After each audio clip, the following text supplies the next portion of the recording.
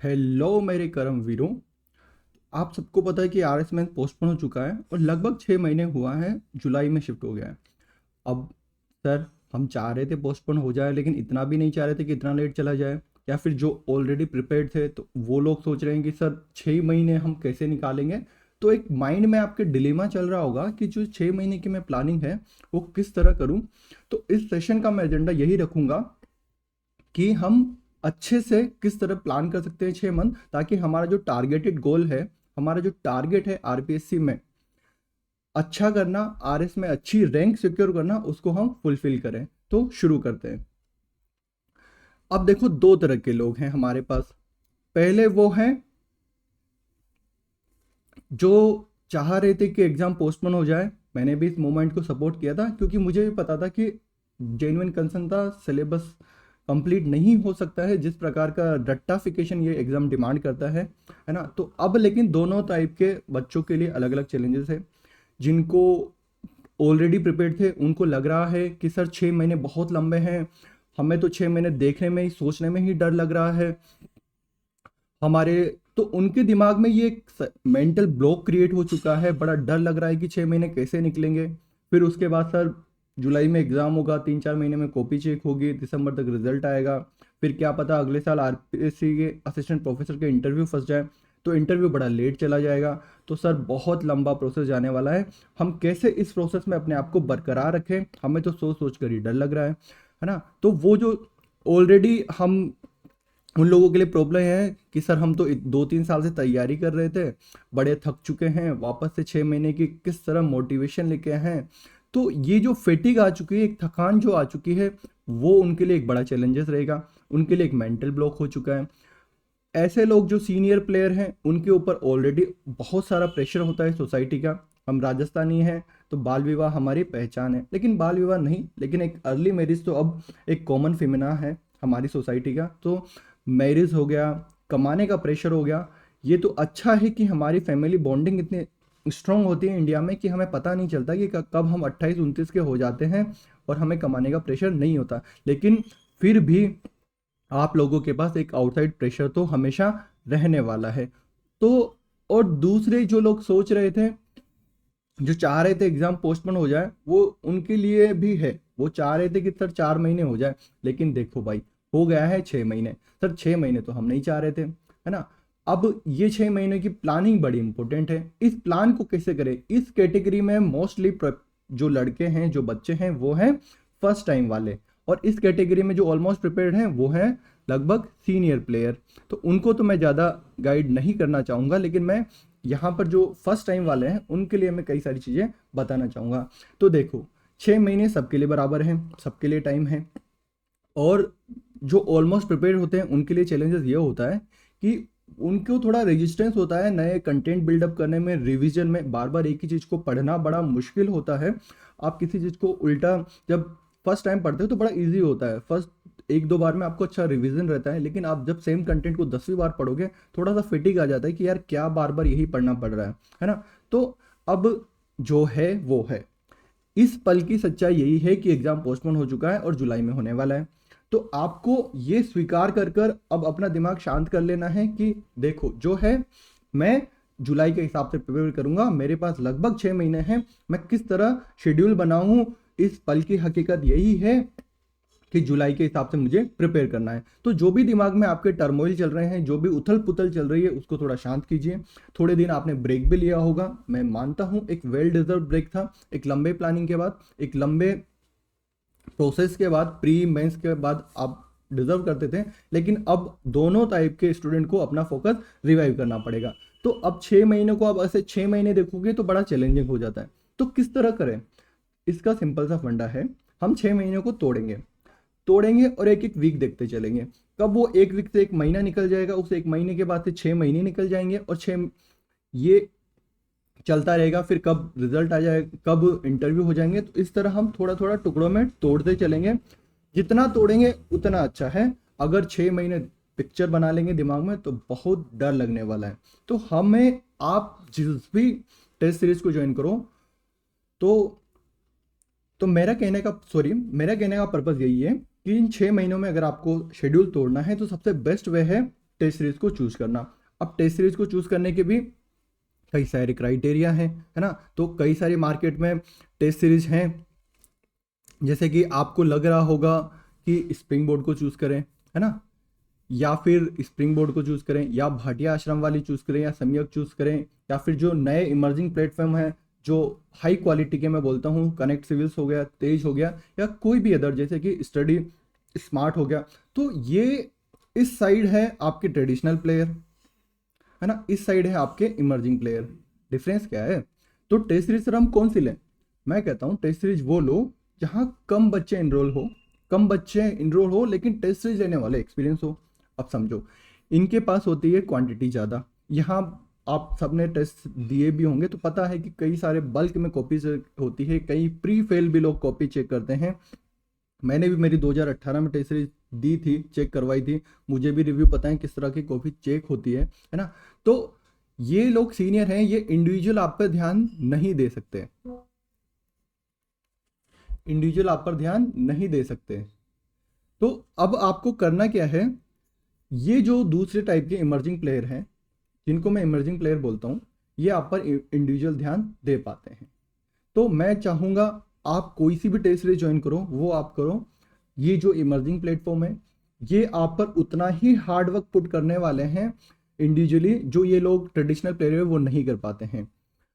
अब आप सोचोगे कि सर रैंक तो इनसे ज़्यादा आती है ना। तो देखो भाई, रैंक का आप सोचो, इनके पास 2-3 हज़ार, मुझे एग्जैक्ट आइडिया नहीं है, इतने सारे बच्चे ये एक साल में पढ़ा देते हैं। 3-4 साल में आप कैलकुलेट करो, 10-15 हज़ार बच्चे अगर पढ़ा दे रहे हैं तो रैंक तो आनी है ना।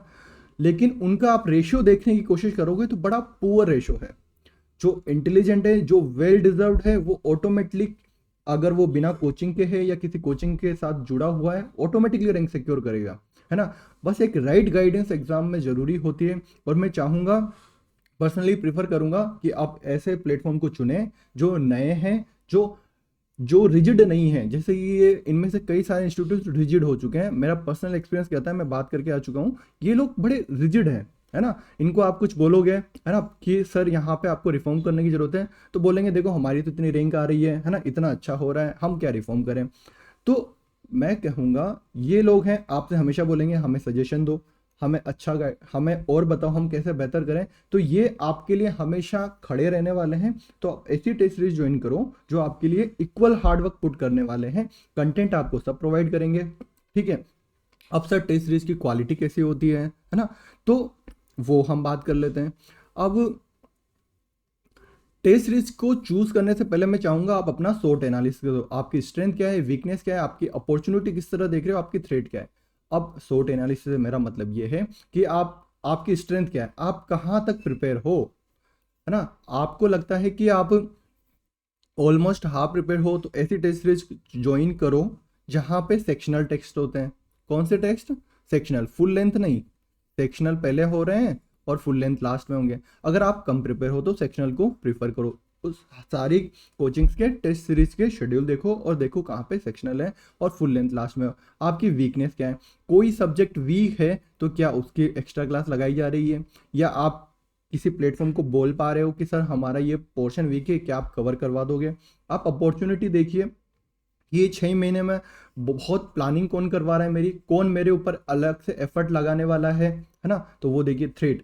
अब देखो, जो बड़ी बड़ी कोचिंग्स होती हैं उनके पास इतने बच्चे होते हैं कि वो हर लोगों को समझा नहीं पाते, कि किसी को अलग अलग टेंशन होती है। धीरे धीरे अभी तो 4 महीने वापस चलेगा, लेकिन वापस जब आप देखोगे जून जुलाई का जो फेज आने वाला है, वापस सबका दिमाग घूमने वाला है, सबको वही डर लगने वाला है। तो ये एक तो साइकिल है। एग्जाम से दूर रहोगे तो आपको बड़ा अच्छा लगेगा, है ना, मोटिवेशन आता रहेगा, लेकिन जैसे एग्जाम के पास आओगे आपको वही स्ट्रेस आने लगेगा। कोई फर्क नहीं पड़ता 6 महीने हैं, ये 6 महीने से एक तो आपका कंपटीशन बहुत बढ़ने वाला है ना, क्योंकि ये 6 महीने आपको सबको मिलेंगे। तो आपको ढिलाई तो बिल्कुल बरतने की जरूरत नहीं है। जो थ्रेट है वो आपके यही है कि आपके थ्रेट ये हैं कि एंड टाइम पे आप जो आपकी कंटिन्यूटी है उसको ना खो दो। आपके एंड टाइम पे आप कंपटीशन से डरने नहीं लग जाओ, एंड टाइम पे आप हिम्मत नहीं हार लो। तो उन चीज़ों को आप किस तरह से साइकोलॉजिकल प्रिपेयर रहते हो पहले से, वो आपको कौन सा प्लेटफॉर्म करवा सकता है, वो चीज़ देखो। दूसरी बात आती है इवोल्यूशन कैसा है और फीडबैक कैसा है।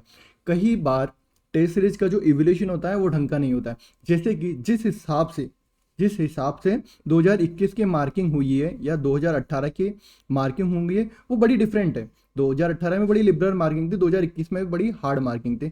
तो कई से टेस्ट सीरीज के मैं देखता हूँ वो अभी भी 2018 वाली मार्किंग कर रहे हैं कि आपको दे देंगे खुश करने के लिए 3.5, है ना, 5 में से। लेकिन 3.5 5 में से है ना बहुत हाई क्वालिटी का आंसर आपका होना चाहिए। तो जबरदस्ती का खुश होने की जरूरत नहीं है। ऐसी टेस्ट सीरीज भी नहीं चुननी है जो आपको 5 में से 1.5 नंबर दे। तो जो रियलिस्टिक हो, जिनको पता है कि किस प्रकार से मार्किंग हो रही है ना, वो किस प्रकार से इवोल्यूशन कर रहे हैं। कुछ कोचिंग्स ऐसी होती है जो प्रीफर करती है चेक करना उनके नोट्स में से, है ना। अगर आप कुछ इधर उधर के पॉइंट लिख देते हो करंट अफेयर का तो चेक करने वाले को कोई रिलेवेंट नहीं लगता, है ना। उसको लगेगा कि क्या टाइम पास लिख दिया है, तो वो आपके काट देता है ना। तो जब चेक करने वाले को ही नॉलेज नहीं है, तो जो बंदे इंटरव्यू दे चुके हैं, जिस प्लेटफॉर्म पर आपके ऐसे बंदे जुड़े हुए हैं या ऐसे मेंटोर आपके पास अवेलेबल हैं जो आपको हमेशा गाइड कर सकते हैं, एक अच्छा इवोल्यूशन आपको प्रोवाइड करें, एक अच्छा फीडबैक प्रोवाइड करें। आप फीडबैक देखोगे ऐसा जनरल लिखे आएगा कि डियर फलाना ढिकना, आपने है ना बहुत मेहनत की, आपके पास ये कमियां हैं, आप थोड़ा और ये कर सकते हो। लेकिन फीडबैक को आपको इम्प्लीमेंट भी करना है और वो गारंटी आप ढीले पड़ सकते हो वो आपको इंश्योर कराएगा आपका मेंटर। तो ये जिम्मेदारी आपकी बनती है और आपके मेंटोर की बनती है कि वो किस तरह फीडबैक को बार बार आपको फीड करवाता रहे, है ना। आपको बार बार स्ट्रेटजी में परिवर्तन करने को बोले, आपको एक फोकस तरीके से ध्यान दें। तीसरी चीज मैं देखता हूँ इवोल्यूशन में रिलीवेंसी, है ना। थोड़ा हम पोज लेते हैं, 1 मिनट, थोड़ा वॉइस ज्यादा हो रहा है। अरे आज मैं गलत रूम में रिकॉर्डिंग करने बैठी है, खैर जो भी है। तो तीसरी चीज होती है क्वेश्चन की रिलेवेंट कैसा है। कई बार मैं क्वेश्चन देखता हूँ इतने हार्ड बना देते हैं कई सारी टेस्ट सीरीज वाले, जिनका ना तो कोई लॉजिक है ना वो आने वाले हैं। और जो अच्छे क्वेश्चन होते हैं जिनकी हाई प्रोबेबिलिटी होती है ना, वो क्वेश्चन वो छोड़ देते हैं। तो बताओ ऐसी टेस्ट सीरीज जो जबरदस्ती के हार्ड क्वेश्चन डाल रहे हैं, जो प्रोबेबल क्वेश्चन है उनको अवॉइड कर रहे हैं, तो वो क्या अच्छी टेस्ट सीरीज हुई? नहीं हुई। तो टेस्ट सीरीज का एक क्राइटेरिया, अब जो फर्स्ट टाइम होते हैं उनको तो पता ही नहीं चलता कि कैसे कौन से किस तरह के क्वेश्चन रिलेवेंट होते हैं, किस तरह के नहीं होते। दूसरी चीज, टेस्ट का शेड्यूल कैसा है आपके पास। कई सारी टेस्ट सीरीज का शेड्यूल आप देखिए, आपको कौन सी टेस्ट सीरीज का शेड्यूल सूट करता है, किस प्रकार से इसे साइंटिफिकली किस तरह से डिजाइन किया हुआ है शेड्यूल, किस प्रकार से उसमें रिवीजन की प्लानिंग की गई है, किस प्रकार से वो आपको 6 महीने के लिए इंगेज रख सकता है।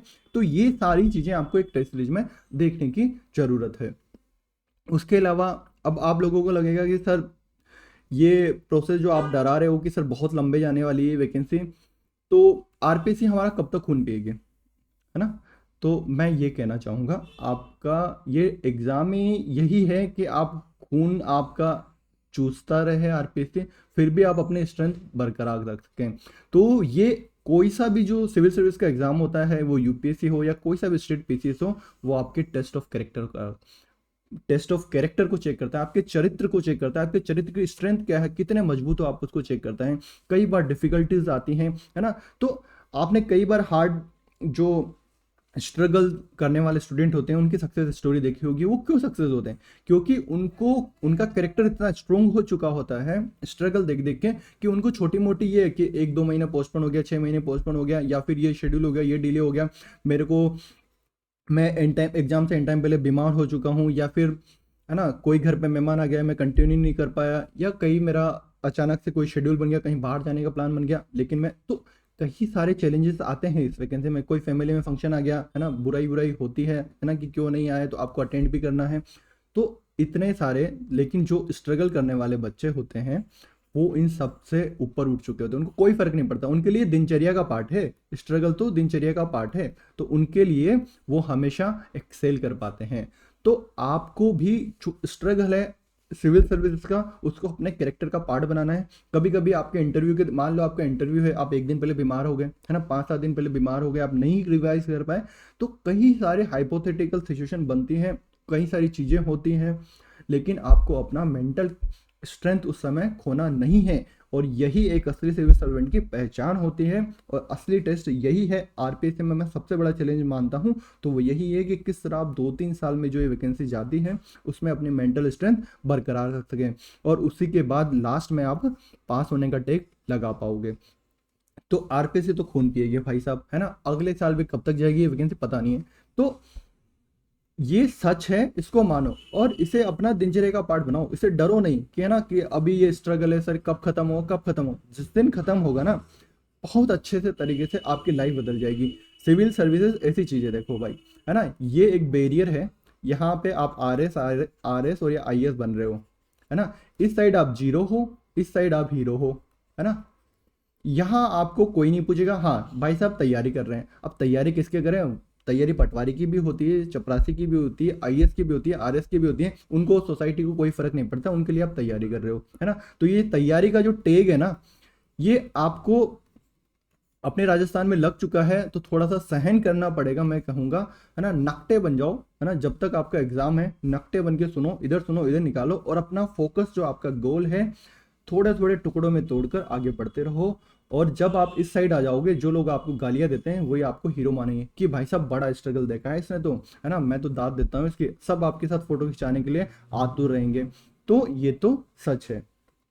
तो अब मैं इसको थोड़ा समराइज कर देता हूँ। तो टेस्ट सीरीज वो चुनो जहां पर आप पे इंडिविजुअली फोकस किया जा सके, जहां पर आपको क्वेश्चन रिलेवेंट हो, जहां पे अच्छा इवेल्यूएशन हो, जहां पर कम से कम इंटरव्यू प्रिपेयर्ड लोग चेक कर रहे हो, जहां पर एक रिवीजन शेड्यूल ढंग से बना हुआ हो उसी टेस्ट सीरीज में। तो ये सारे फैक्टर आपको देखने की जरूरत है, और इन सारे प्रोसेस में आपको अपने शेड्यूल प्रिपरेशन को टुकड़ों टुकड़ों में तोड़ना है, कभी घबराना नहीं है।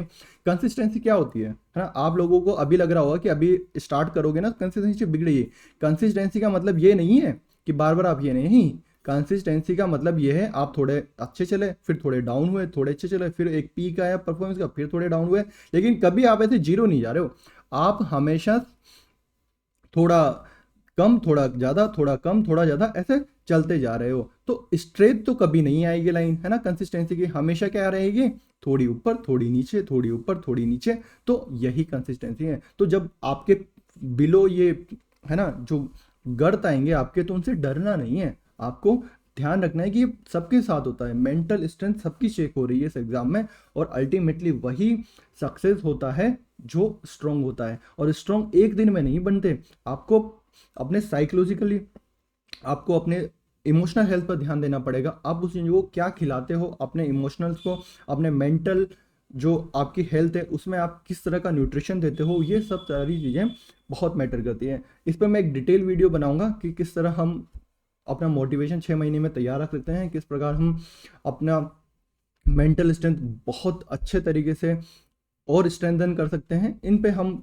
बाद में चर्चा करेंगे, वीडियो बड़ा लंबा हो जाएगा। तो आज के लिए शुक्रिया और थैंक यू, धन्यवाद।